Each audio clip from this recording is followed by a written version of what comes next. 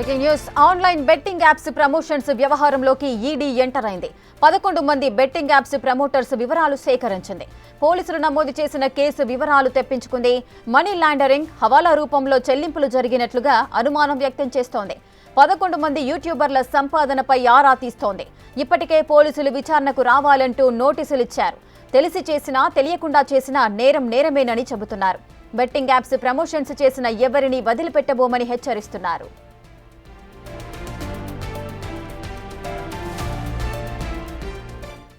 Online betting apps promotions వ్యవహారంలోకి ED enter అయింది. పూర్తి డీటెయిల్స్ మా ప్రతినిధి విజయ్ లైవ్ లో అందిస్తారు. విజయ్,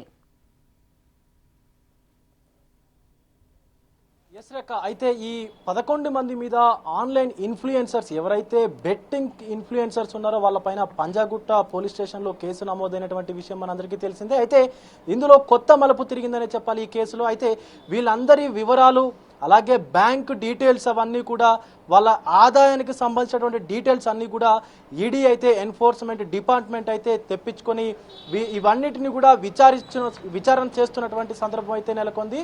అయితే ఈ బెట్టింగ్ యాప్స్ ఏవైతే ఉన్నాయో పలు కంపెనీలు పలు యాప్స్ ద్వారా ఈ బెట్టింగ్స్ని అయితే నిర్వహిస్తూ ఉన్నారు. అందులో ప్యారీ మ్యాచ్ అని, ఆన్లైన్ రమ్మీ అని, తాజ్ 777 అని, విన్బజ్ అని, ఆంధ్ర 365, ZX వంటివి యాప్లు అయితే ఉన్నాయి. ఇలాంటివి అనేక రకమైనటువంటి యాప్లు పుట్టగొడుగులాగా కూడా పుట్టుకొస్తూ ఉన్నాయి.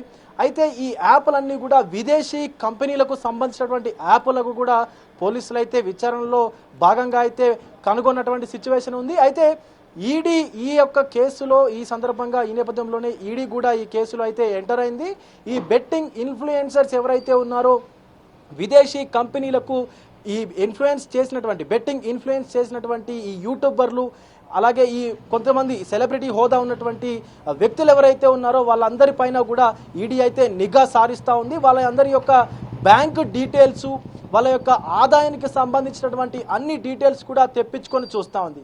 ముఖ్యంగా ఇదంతా కూడా ఒక డిజిటల్ హవాలా రూపంలో మన దేశం నుంచి కరెన్సీ అంతా కూడా విదేశీ కంపెనీలకు వెళ్తున్నటువంటి సిచ్యువేషన్ కూడా కనిపిస్తూ ఉంది రేఖ. ఎందుకంటే బెట్టింగ్ యాప్స్ అన్నీ కూడా ఇతర దేశాల మూలంగానే ఇతర దేశాల నుండే కూడా జరుగుతూ ఉన్నటువంటి సిచ్యువేషన్ కూడా ఉంది. అయితే ఇక్కడ యువత ఎవరైతే బెట్టింగ్ యాప్స్లో డబ్బులు కోల్పోతూ ఉన్నారో, ఎవరైతే పెట్టుబడులు పెడతా ఉన్నారో ఆ డబ్బునంతా కూడా ఈ కేటుగాళ్ళు బెట్టింగ్ యాప్స్ నిర్వహించేటువంటి పలు కంపెనీలు, ఆ యొక్క కంపెనీల అధినేతలు కూడా డిజిటల్గా దాన్ని కన్వర్ట్ చేస్తూ ఆ మనీని అంతా కూడా లైక్ క్రిప్టో కరెన్సీ ఏదైతే ఉందో క్రిప్టో కరెన్సీ లాగా కూడా కన్వర్ట్ చేస్తూ కూడా దేశం దాటిచ్చి విదేశాలకు మళ్లిస్తున్నటువంటి పరిస్థితి అయితే కనిపిస్తూ ఉంది. ఈ నేపథ్యంలోనే ఈ కేసులోకి ఈడీ అయితే ఎంటర్ అయింది.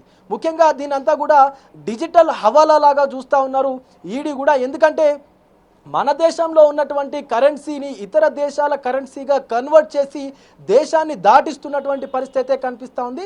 ఈ నేపథ్యంలోనే ఈడీ అయితే ఈ యొక్క బెట్టింగ్ యాప్స్ అలాగే బెట్టింగ్ ఇన్ఫ్లుయెన్సర్ల పైన అయితే కొంచెం సీరియస్గా ఉన్నట్టుగా కూడా తెలుస్తూ ఉంది. Right, thank you Vijay, thanks for the details.